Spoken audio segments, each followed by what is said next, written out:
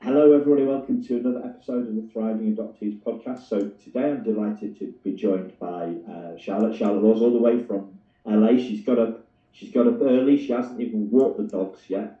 It's 7 a.m. where Charlotte is. Good morning, Charlotte. Nice to see you. Good morning. Thanks for having me on. Yeah. So when I looked at your bio, I thought there's two things that really stand out to me, right? And they were right down the bottom. You said that other centrism is the key to happiness, and you also say that you love dead philosophers. And I thought, well, what's the key? What's the key to adoptees' happiness? What's the key to adoptees thriving and being happy? And does that have anything to do with dead philosophers? So what do you think is the key to adoptees' happiness? Because we see so much talk about trauma, and happiness seems like a long way away for a lot of adoptees. Yeah, I think that that nature is very strong, as opposed to environment or nurture. And so I think that adoptees need to kind of examine who they are, and not necessarily in relation to the family who's raising them, and realize, Steven Pinker says that 70% of who you are comes from genetics. And that includes things like ideological views, predisposition towards political views or philosophical views or personality. And so I think that it's important to kind of, try to evaluate who you are. You may feel that you want to search for your birth parents. Some people want to, some people don't. And I think it's important to follow that intuition. And because your intuition really is very powerful and can give you a lot of information. And so if you want to search for those people, I think it's a good thing to do. And it's certainly a lot easier today than it was when I did it back in the 1980s, because of course you have adoption registries, you have the DNA websites, like 23andMe, and some states have open records here in the United States, although most of them don't. Most of them, the records are still closed for adoptees. Yeah. So, because you had looking at the bio, it was a tough gig. Your adoptive parents was like, was it your adopted mother that committed suicide? Is that, if I remember rightly? Yeah, and she didn't really just die right away. She was actually semi-conscious in a convalescent home for 10 years. So she had brain damage, and she only had control over one side of her body. So she was in a really bad state for a very long time. And when it happened, my adoptive father, who really was always verbally abusive, he told my little brother and me that we were never to mention our mother's name in the house again, and we were never to visit her. And it was extremely upsetting for my little brother, who was also adopted, because he was closer to our mom than I was. And he was only 14 years old. I was 16, so I could drive. So I had to sneak, we had to sneak to the convalescent home to visit my mom behind my dad's back. My dad filed for divorce immediately after she tried to kill herself. And so it was, we were sneaking around to visit her in the convalescent home. And my brother was just beside himself with hatred and anger for my father. Wow. So was there a sense that that terrible stuff that you went through there, was that the catalyst for you, looking at the genetic side and the nature side? Was the nurture the lack of nurture, was that so tough that led you to question the nature side, or? Well, I don't think I really thought about it in that kind of depth when I was a little kid, or teenager. My brother was killed in a car accident 2 years after my mom, committed suicide or tried to commit suicide. And then I was also the black sheep, not only of the family, but also of the community. So I always felt like I didn't belong. My family was very racist. My community was largely racist. I was called an N lover almost every day at school by various people. And I supported the civil rights movement, and I didn't know people who did. They had very different values from me. So I think that, in a weird way, this very negative childhood ended up making me more independent and self-sufficient.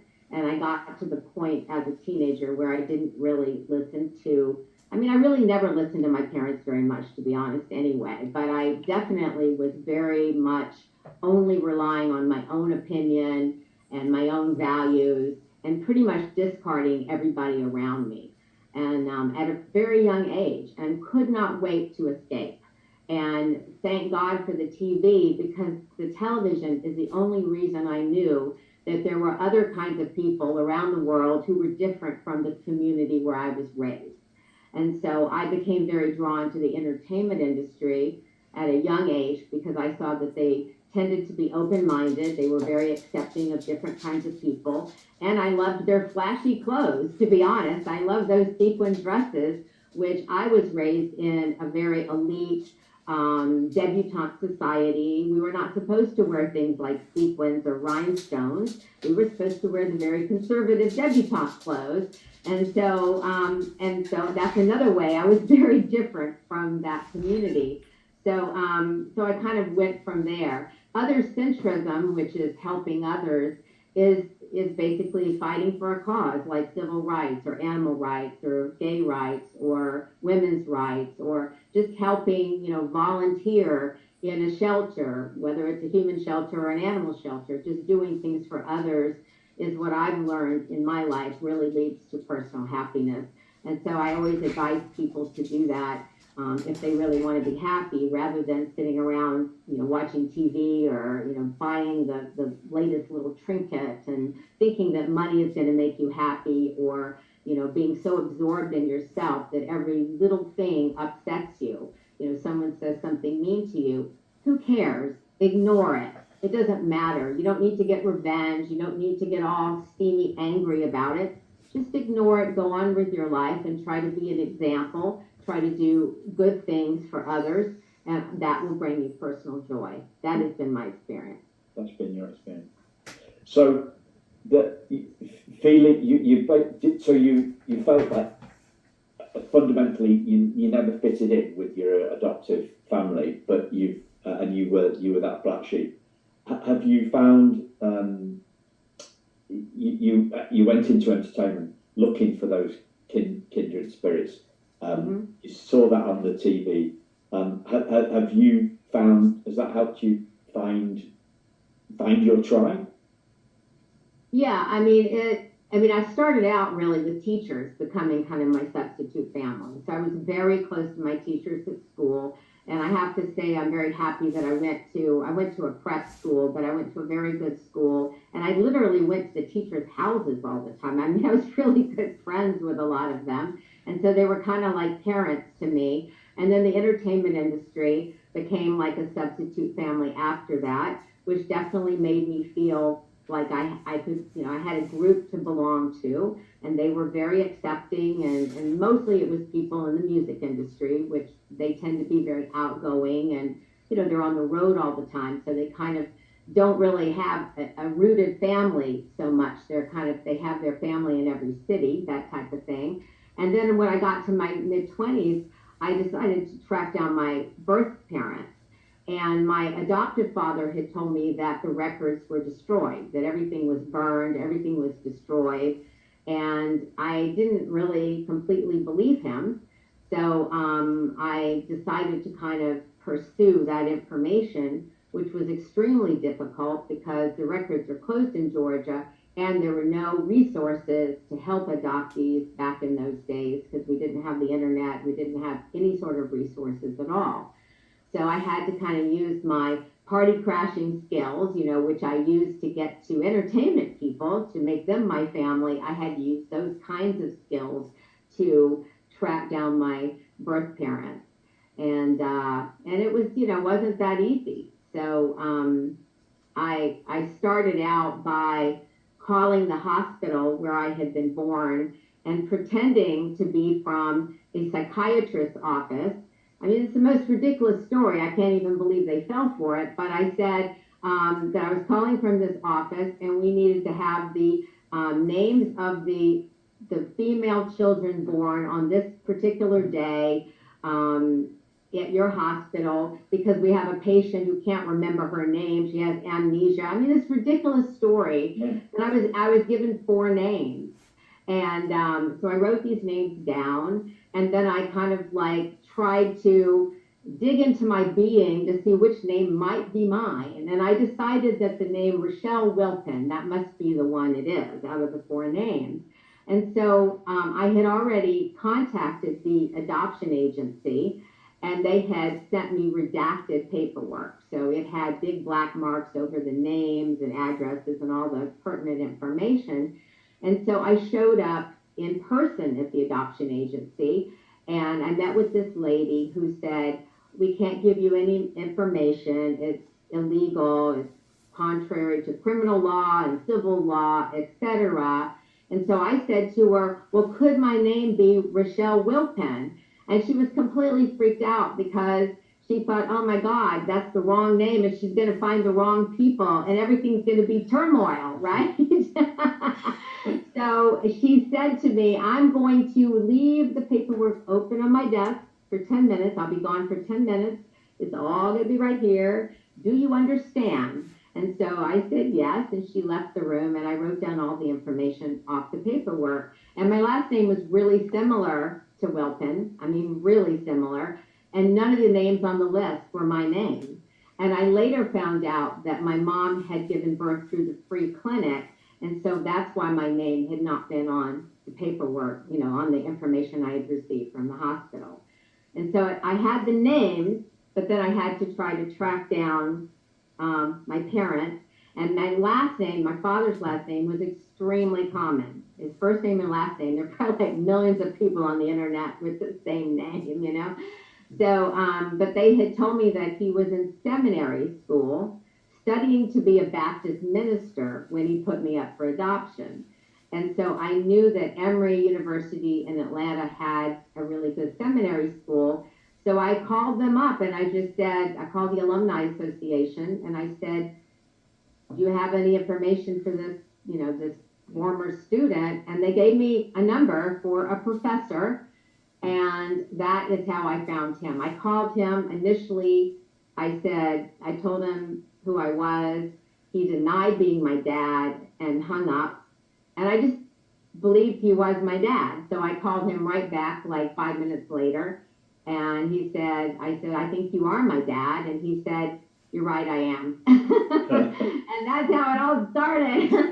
Yeah. So he was actually pretty easy to find, even though he had a very common name. My mother, on the other hand, was extremely hard to find, even though she had a very unusual name. And it took me another 2 years to find her. But in the meantime, I did fly to my dad's city and ended up meeting with him. I went to the university where he taught. He's a history professor. And I was waiting for all these professors to come out of this meeting. And, there were lots and lots of people coming out, a lot of men coming out. And I immediately knew which one was my dad, even though I had no idea what he looked like or any sort of information. And he was a very good looking guy, which was kind of weird too. It's like, wow, my dad's really handsome, So I spent several days with him in his hometown, having lunch and hanging out and getting tours of the campus and this and that. His secretary was extremely suspicious of who I was because she kept seeing me with him, and I could see her eyeing us all the time, like, who are you? Why are you with him all the time, And so then we started this kind of long distance relationship, but he was extremely paranoid that his family would find out because he didn't want my half brother or half sister to know, and he didn't want to tell his wife either. His wife knew that he had been married to my mom and put a kid up for adoption, but he never told his 2 kids anything about me. And so that's kind of how it started. That's how it started. So I want to ask you about the dead philosophers stuff, right? Because like this. The first thing is that people, you got out, didn't you? Like you get out. So the story is, people. You hear this a lot in military people, right? So they were living in the projects in the US or in a tough part of the UK, and they saw no future whatsoever within the local environment, and they got out. They went into the military and explored the world, which is an interesting one.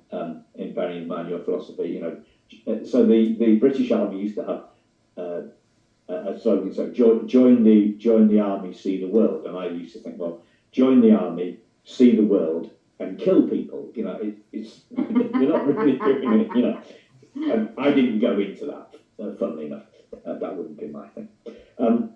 So you got out. You obviously went through a hell of a tough time with your dad, the death of your brother, your mum, and stuff like that. Instead of going in on yourself, you went out into the world, and your focus. If your focus is other centrism is the key to happiness, that's it. You're focusing, instead of focusing on yourself, you're focusing on others. So what's the stuff with the dead philosophers, and has that got anything to do with happiness? Because there must be more to happiness than just that serving of others. I mean, I feel that serving of others thing. That's one of the reasons I do the podcast, right? I want to share, interview people whose lives have been touched by adoption, find out what they've learned about happiness, about thriving, about leaving trauma behind, about fitting in, whatever it is, what they've learned. So my approach is a mixture of philosophy and spiritual stuff, I would guess. So what is it? How have dead philosophers helped? Why are you fascinated with dead philosophers? Who are they? Why? What's your fascination? I'm guessing it might be Stoicism, but who knows? I don't know. I think that kind of determining what your essence is very important to feeling like a happy and confident person. Kind of knowing who you are. So, I mean, this is a very simple example, but you walk into a store and you see a pair of earrings and you say, oh, no, that doesn't go with my essence, or yes, that does go with my essence. I've kind of always done that. And when I was younger, and even when I was a teenager, like 13, 14 years old, I was reading philosophy, and I trying to find a philosopher who had a similar view to my own, and trying to, I think it really helps you when you explore philosophy or even explore spiritual books. It kind of helps you to find out who you are and what your belief system is, what your values are, what's important to you. And I think that is a very big part of happiness. And the philosopher that really spoke to me and still speaks to me is through Spinoza, who lived from 1632 to 1677. He was a Dutch philosopher. And I had kind of always been searching for someone who had similar views to mine. And I took a philosophy class sometime in the 80s, and it was extremely weird because I was flipping through the book in this course on the first day, looking at the pictures of all these philosophers, and I saw this picture of this guy, who was actually Spinoza, the handsomest guy I'd ever seen in this picture, right? And so I didn't think anything of it. But then a few months later, the teachers started putting these ideas on the board, and I was super excited because I thought, oh my God, somebody with views like my own. And it turned out to be Spinoza, the same as the cute guy in the book. So that night I was talking to my girlfriend, my female friend in Orange County, who doesn't know anything about philosophy, didn't even go to college. And she said, are you dating anyone? And I jokingly said, no, but I have a crush on a philosopher who was born in 1632. And the next sentence out of her mouth was, oh, that's really funny. You have a crush on a guy who died in 1677.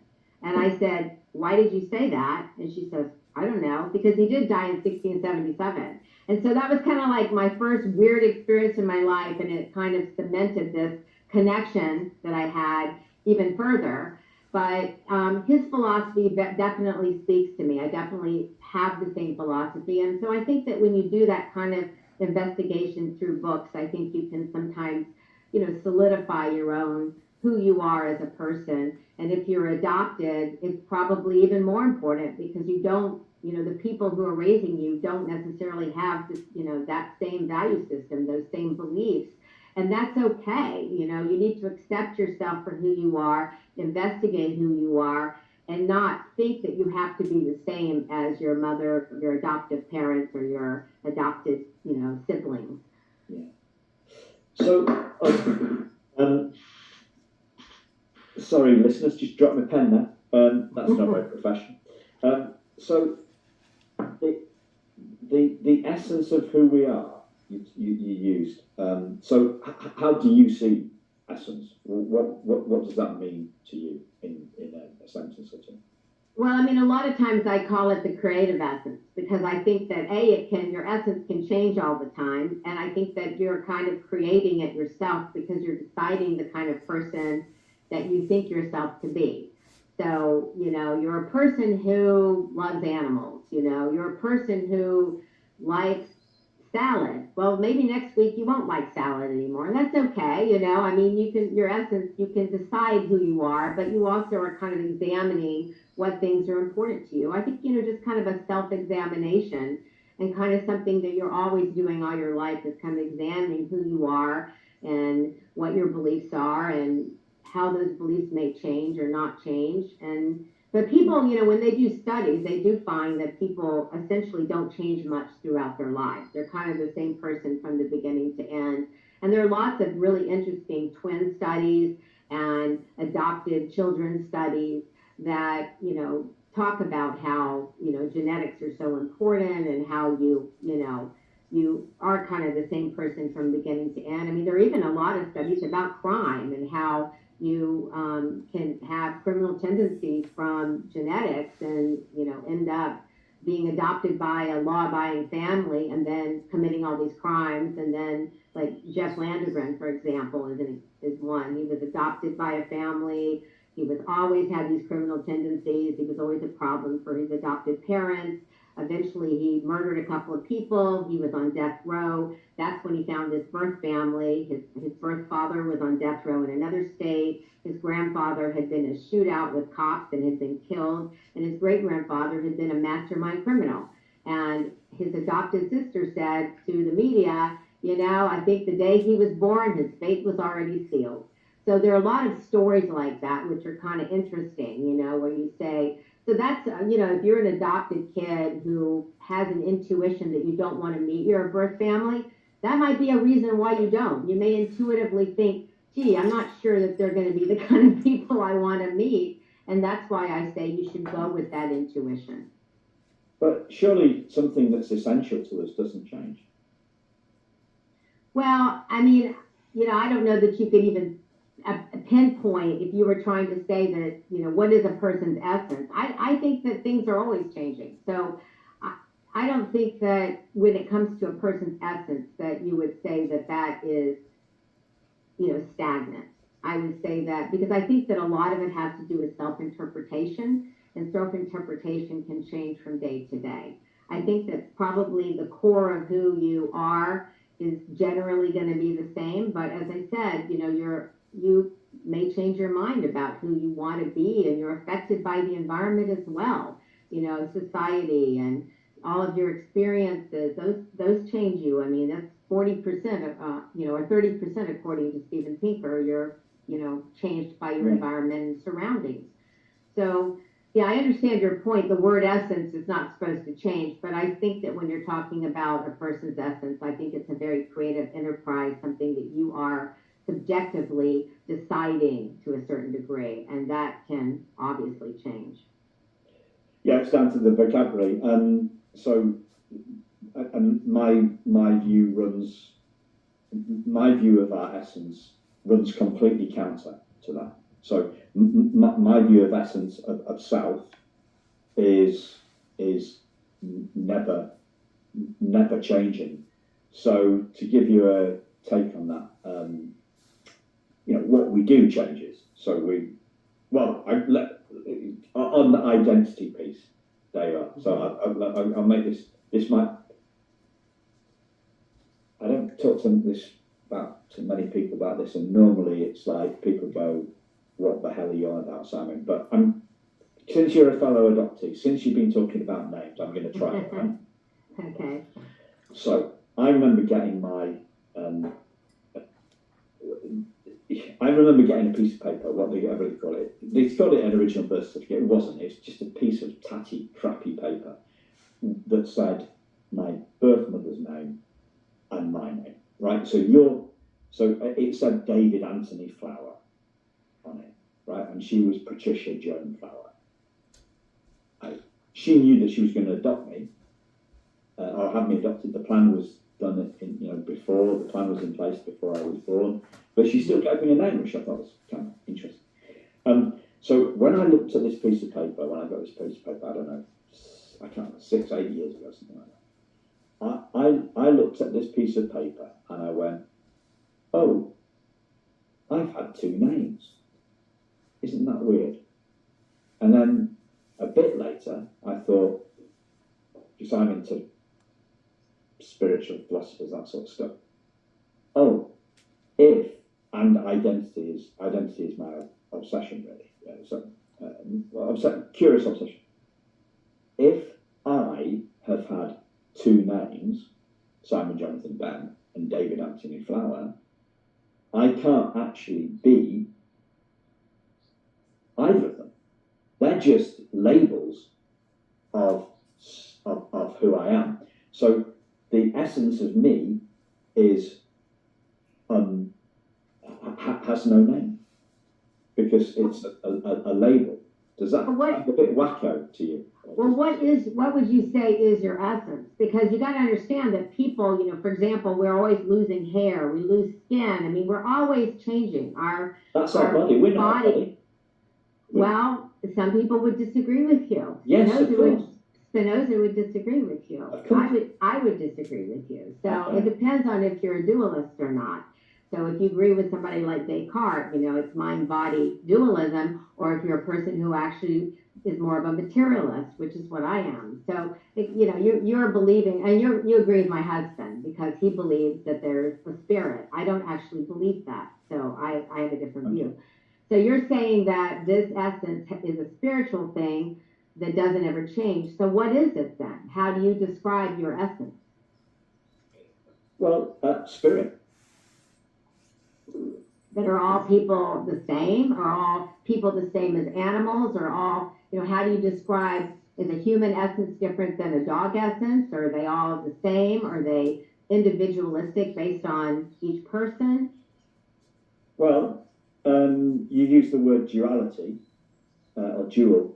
So there's some of the guys I'm listening to at the moment are into non-duality.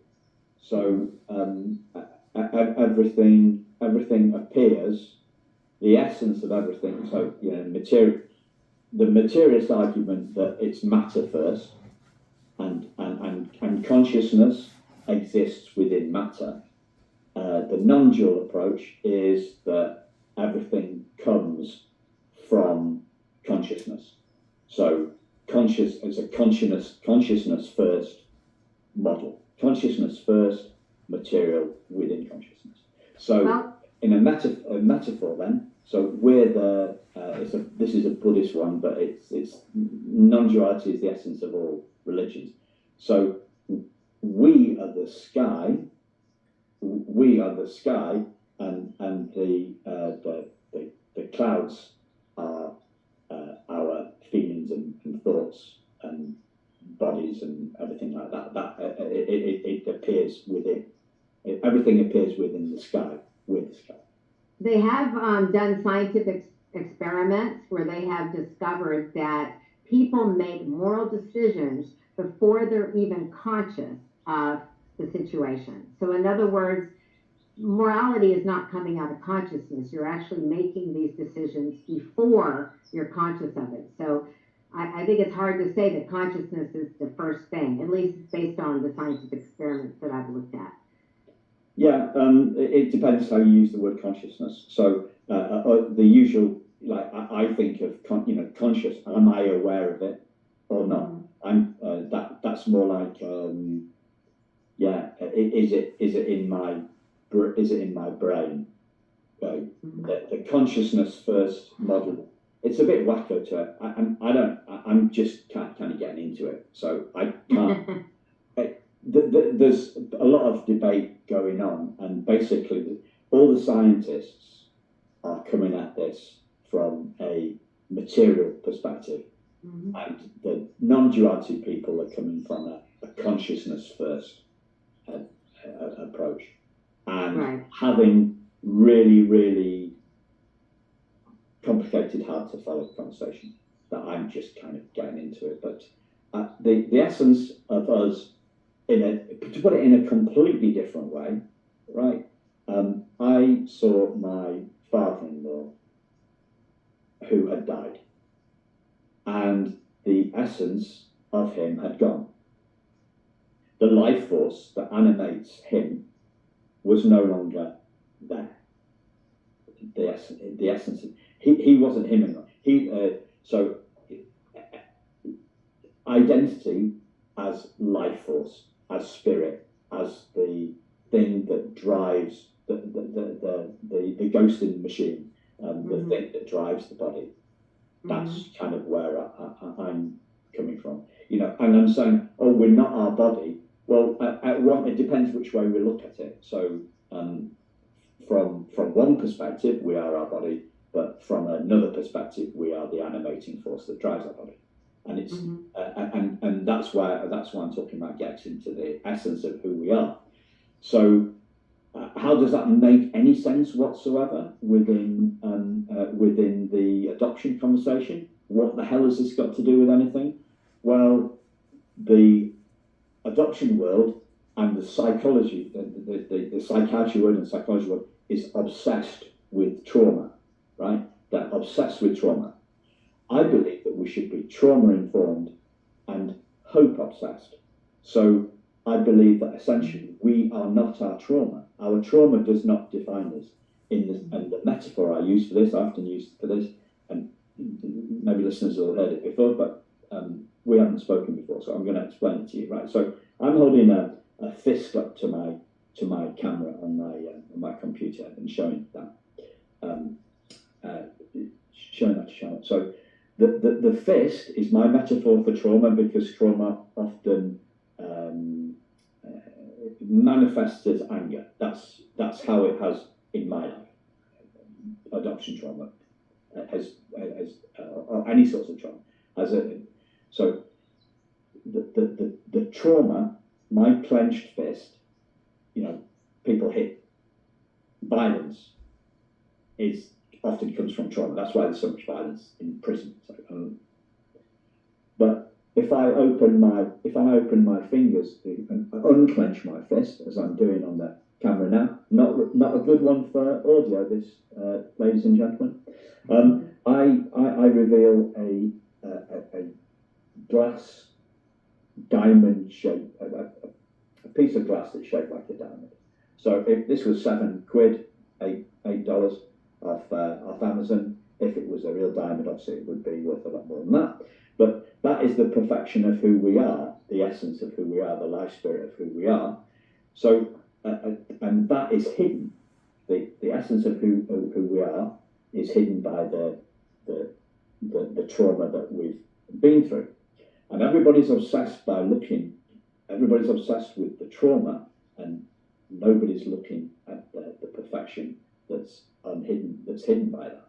And that's kind of my take on essence, where the trauma, the negative feelings, the negative thoughts that I've had, that everybody's had, isn't the essence of who we are. And I'm separating our trauma from us, and I'm saying the essence of us is hidden by the trauma in our heads and hearts. That's my Yeah, no, I think that's very good. And I don't think it matters how you define essence to still believe that you want to get away from the trauma, that you want to kind of examine who you are and let go of the anger and not, realize that that trauma is not who you are. I completely agree with what you're saying.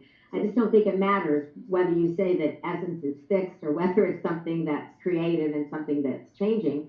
It doesn't matter. You can look at it any way you want to look at it. But I do think that trying to examine who you are, I think that is going to help you get through those tough times and feel better about everything and be more confident in yourself and be able to move through your life and be a happier person. yeah. So I think that's a good analogy that you have.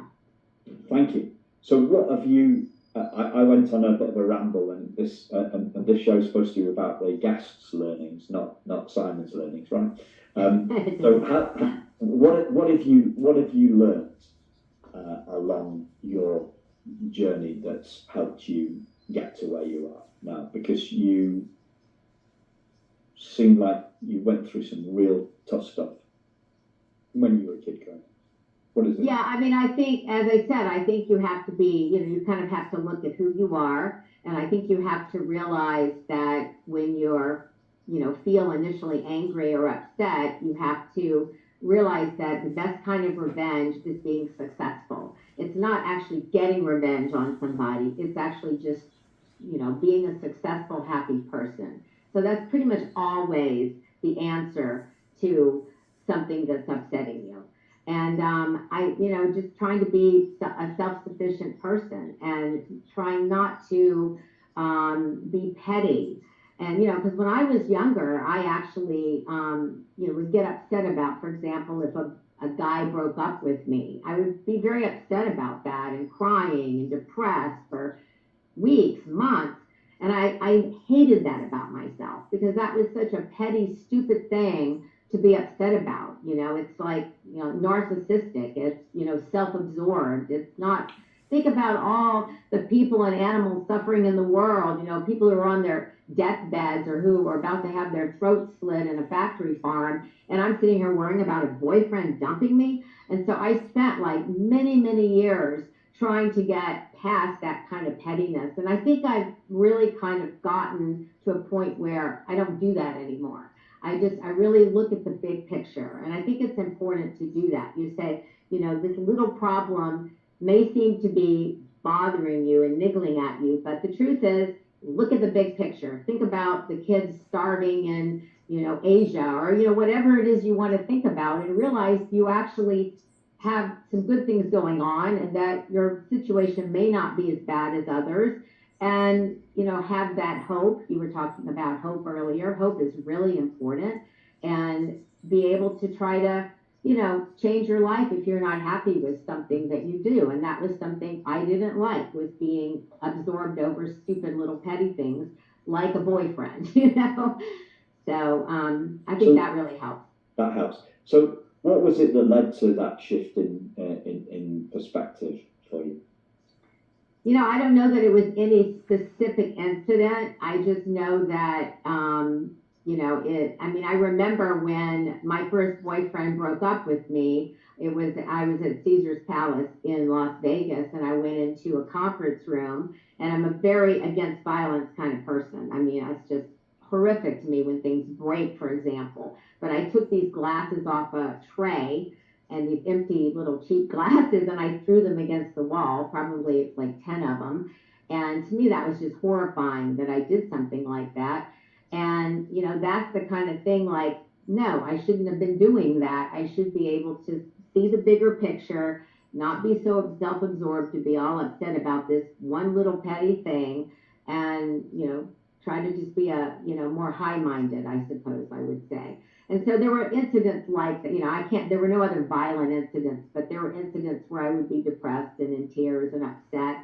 And I also, which a little bit is off subject, but I got to the point where I made up, this has to do with hope. I came up with an idea called the 3-step persistence plan, that when a guy breaks up with you, what do? You don't get upset. You start immediately trying to better yourself. and you set a date on the calendar at least 6 months in the future where you plan to coincidentally run into him again. And that's what I did with my husband. He broke up with me. I put a date on the calendar, and then I waited those 6 months while I kind of tried to lose weight and, get more successful and do things to better my life. And then I sent him a letter from an anonymous person. I drove a long way away to mail it so the postmark would be unrecognizable. And I invited him to dinner at this apartment that was on the beach. And he showed up. And we had been broken up for 6 months, and we got back together that night. And then eventually he proposed marriage, and now we've been together for, I don't know, 20, 30 years, I don't know, a long time. So and the reason why the 3-step persistence plan is good is because it gives you that hope. It gives you, you don't need to be self-absorbed and all upset. You say, oh, in 6 months, I'm going to do this, and maybe it'll work out. And if it doesn't work out, maybe you've already met somebody else in the meantime, or maybe in 6 months you'll say, okay, I'll wait another 6 months, So you've still always got that hope. You've always got that positive attitude. And that's why I came up with that. Yeah, I love that. I love that. Your persistence, as you say on the bio, persistence is the key to success. It seems like it could be quite a good middle name for you. Right. Yeah, persistence is very important, and you can really accomplish a lot more than you think you can if you just stick with it and keep plugging along. Yeah. I was talking to somebody last week on a similar kind of, the word I used was tenacity, actually. So usually that's seen as a good thing. And I said, well, I sometimes stick with things too long. Sometimes I'm over tenacious. That's what I flog a dead horse. I don't move on quick enough. I'm not flexible, nimble enough, or something like that. Does that make sense? Yeah, I mean, I suppose so. But, when you're trying to do something, sometimes there are various angles you can come at it. So I don't know if you're doing the exact same thing over and over again and it's not working, or if you're, stepping back and saying, oh, wait a minute, I could go at it from this angle or that angle. So I don't know what is your example of something that you keep trying to do? Yeah, I can't. It's too long a story. I was going to flip to. So I was talking to a fellow adoptee. I was sharing this with a fellow adoptee, and she went straight to it was. Well, no, she wasn't adoptee. She was ex-foster kid. She said, "Oh, well, that's because you're adopted." And I was going, I don't. She's drawing a line between two different things here. She's hanging my tenacity on being adopted. Yeah, I my gut feel on that was, okay, sit with this for a minute, Simon. Don't my gut feel was, nah, she got me. But then my next thought was, no, just stay open to it, and maybe have a look at it again. Not 6 months, right? Don't look at that. Don't look at this issue in 6 months' time. But just sit with it and see whether. And I'm thinking, nah, I can't really see that. And then the next question was, does it matter? Just like it doesn't matter. And so many times. A thing that pops into my head now is because I do a lot of episodes of this podcast with with adopted parents, right? And I'm trying. Shout out, listener! If you're an adoptee, get in touch if you want to come on the show because we need more adoptees. And I have made a massive shift in that direction, like reaching out to you as one of the adoptees. So, when I'm talking to adopted parents, sometimes they tell me, well, like, is this an adoption issue or isn't it? And I'm thinking, does it matter? And then I say to them, does it matter? And they go, no, I don't think it does. And I go, yeah, I don't think it does either. I think you just have to deal with it. Whatever it is, you need to kind of move forward with it. Because in Otherwise, we go down a kind of a rabbit hole of trying to look back to the past as to the cause rather than looking forward to the solution. Mm-hmm. And it becomes a lot of, we waste a lot of time and mental energy trying to suss the reason out for something when we won't suss it. Right. I completely agree with that. You're completely right. Yeah. It's one of the learnings I've come to fairly recent. It's fairly fresh for me. So and how much, and largely, I asked you a question, something like, so what helped you to that shift in perception, in perspective? And I think it was 2 or 3 different conversations where I kind of got a theme, and then something came together, and I just thought, Simon, how much time have you wasted on attribution, trying to find a reason for something rather than action, rather than, as you say, you asked me, have you looked at different angles? Did you look at different angles? That's where my focus should be, looking at different angles rather than looking back in the past. In terms of, right.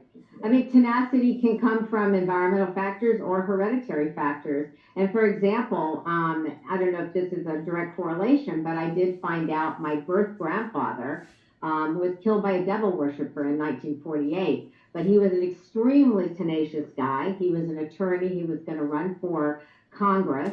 And he was Italian, so there was a lot of prejudice against my family, which maybe has to tie into my fight for civil rights as a kid, being brought up in a very racist family. That's kind of an interesting link also. But he was kicked out of his house because the CCNR said no Italians, no blacks, etc. He was kicked out of 2 law offices for being Italian. He was extremely tenacious, and he kept plugging along in this very dirt poor family. They had something like 8 kids, and most of them were expected to go into the coal mines, and they could barely even feed themselves. And here my grandfather was, had already become an attorney and was trying to really make great strides. So I don't know if I inherited any of that persistence, that perseverance, but I do know that did come from my grandfather. Yeah. Killed by a devil worshiper. Yeah, it was, he was a neighbor. And my grandfather was representing his wife in a divorce. And it really had nothing to do with devil worship. He was a devil worshiper. In fact, he had an effigy of his wife, this creepy life-size doll that he would talk to, and he did all these weird things in his basement. But it had nothing to do with the death. He actually killed my grandfather, he killed his wife, he killed himself, and he set off 2 bombs in this small town. And I wrote a book about it called Devil in the Basement, which came out a few years ago, which is a nonfiction novel about the story. But it's really an amazing story. And I also learned that my great aunt, his sister, she was the mistress of Billy Jack Giacalone, who was one of the top mobsters in Detroit. And he is credited with probably being the person, according to the FBI, the person who killed Jimmy Hoffa. In fact, he kind of intimated that he was, or certainly he was present when Jimmy Hoffa was killed. So that's a sub-story in my book, but another very interesting thing about my natural family. Yeah. So tell us about your memoir. It's got the title Debutante in it. What's the title? I have 2 memoirs. One is called Undercover Debutante, and the other is called Rebel in High Heels. And so the Rebel in High Heels story they're both completely different parts of my life. The Rebel in High Heels is the revenge porn story where I'm fighting this website, this nefarious website, to get justice for my daughter, etc. And it's also the first 20 years of my life. So it has the childhood with the adoptive family, etc. And then Undercover Debutante has to do with tracking down my birth family and, all my experiences from like age 20 to about age 40. And at the very end, I meet my brother and sister for the first time. And, my father was very upset that I basically just kind of popped in and met my brother and sister because he didn't want, to tell his family about me, but finally I kind of forced it, and that was only a few years ago. So that's what that book is Yeah, about. yeah. And it says on, if I remember rightly, it says on your bio you're still in a great relationship with your birth parents. Is that right? Yeah, yeah. I talk to my mom probably every other day, and she comes to visit, and she lives in Washington D.C. area. And then my dad, I don't see as regularly, and I don't communicate with as much. I would like to, but I don't really get over there to visit. And then my brother and sister, they are on social media, so I don't talk to them often, but sometimes. So yeah. That's good. I mean, because we so often we hear the stories that don't work out, and oh, I heard this.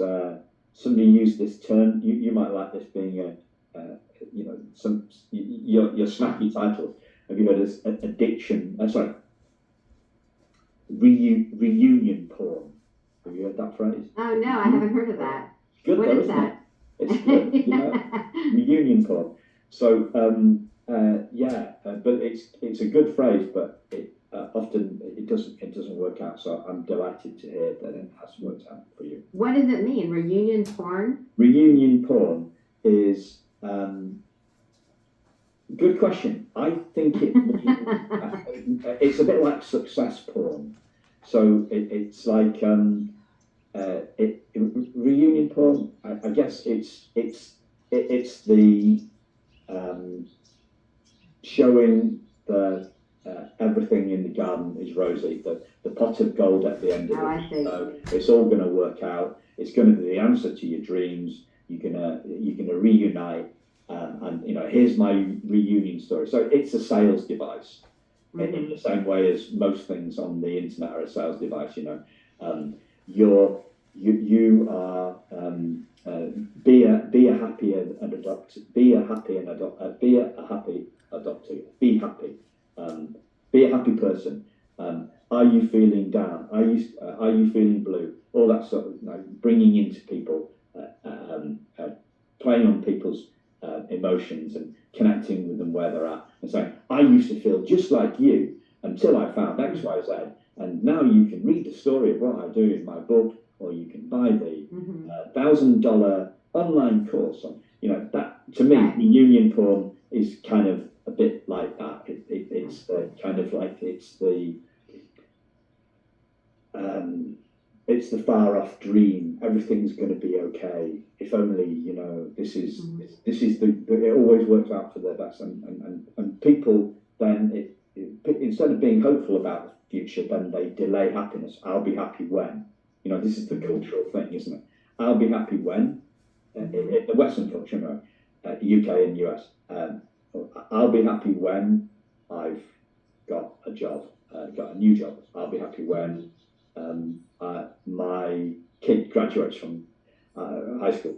I'll be happy when my kid graduates from college. I'll be happy when I've paid my mortgage off. I'll be happy when I get my new car. I'll be happy when. I'll be happy when. And then for adoptees, I'll be happy when I get reunited. And instead of that sets us up for that sets us up for being sad at the moment and delayed gratification. So we're delaying being happy until we do that. That's to me what reunion porn is. Right. I did read once that the reunions with birth moms tend to be about 95% positive. I don't know if that's true, but I did read that one time.